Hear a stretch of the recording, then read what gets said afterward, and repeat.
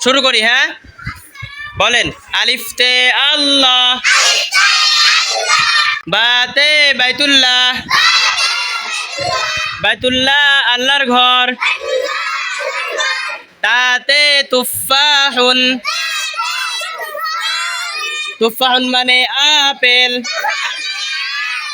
তাতে সামারুন, সামারুন মানে ফল, জিমতে জাবালুন, জাবালুন মানে পাহাড়, জিমতে জাবালুন, জাবালুন মানে পাহাড়, হাতে হাকিবাতুন, হাকিবাতুন মানে ব্যাগ, খতে খুবজুন, খুবজুন মানে রুটি, দালতে দাওয়াউন,